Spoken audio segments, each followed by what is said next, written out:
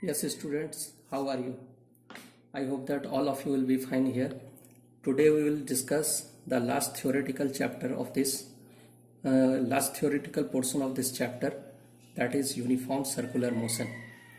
Before going through circular motion, I told that basically we will be dealing two types of motion in this chapter. One is the motion in a straight line, that is also known as rectilinear or translatory motion, and the circular motion, that is two-dimensional motion. Here circular motion is the two-dimensional motion, example of two-dimensional motion. Before going through uniform circular motion, we will go through the definition of circular motion. Definition is very simple. You have seen in class 6, 7, etc. When a body moves on such a path that its position remains fixed, then it is known as circular motion or motion of a body on circular path. The nature of the path is here a circle. I have made here O. The body moves from A to B, C and D. The position of the body A, B, C and D changes continuously. So the OA, OB, OC, OD is equal to R. That is the radius. R stands for radius. This circular motion is also known as uniform circular motion. Why? Because its speed remains constant, or you can say the magnitude of velocity remains constant. So all of you know that speed is equal to distance by time. And what is distance in this case? The body starts from A and again comes to A.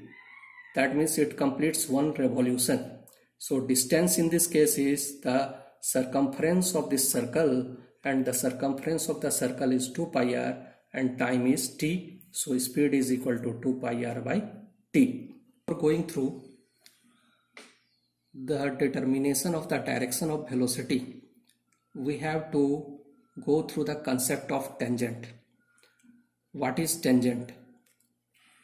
If you draw a line on the circle in such a way that it touches the circle at a single point, then it is known as tangent. Here see clearly the line AB I have drawn on the circle.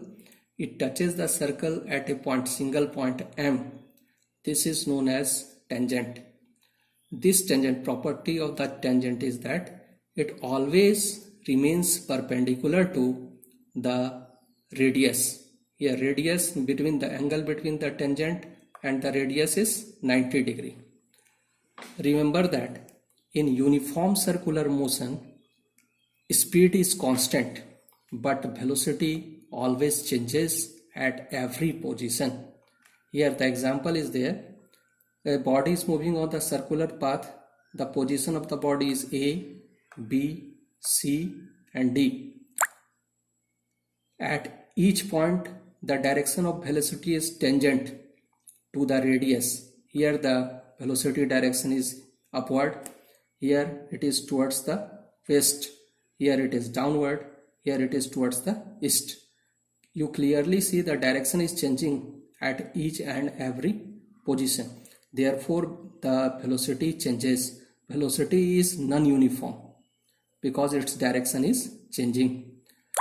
Same concept is there in case of acceleration. Since velocity direction is changing, therefore that acceleration direction is also changing. So it is moving with non-uniform acceleration. Now the direction of acceleration in the case of circular motion is always acting towards the center. It always acts towards the center like this. It always acts towards the center, and the angle between the velocity and acceleration is 90 degree. Always the angle between the velocity and acceleration is 90 degree. That means velocity is perpendicular to the acceleration. Now here since the acceleration acts towards the center, therefore this type of acceleration is known as centripetal acceleration. I have given here the acceleration of the body is always acts towards the center, so it is known as centripetal acceleration, and the formula for centripetal acceleration is v square by r. This centripetal acceleration is balanced by another acceleration that is known as tangential acceleration. So tangential acceleration and centripetal acceleration is always equal if body moves on a circular path. This tangential acceleration is the pseudo acceleration. Actually, it is not existing. We suppose that some sort of acceleration is acting, so that's why it is known as pseudo acceleration.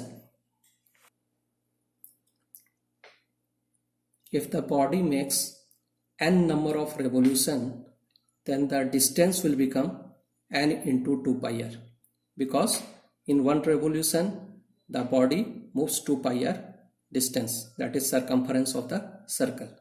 So velocity v is equal to n into 2 pi r by t, that is the total distance by time. Now what is the revolution? So let us go through the figure. A body moves on the circular path. It starts from A. It is moving on this circular path and again comes at A. That is known as one complete revolution. Similarly here n means the body has moved n times. So the distance becomes n into 2 pi r and number of revolution becomes n. So n into 2 pi r by t. Okay, next class will be numerical.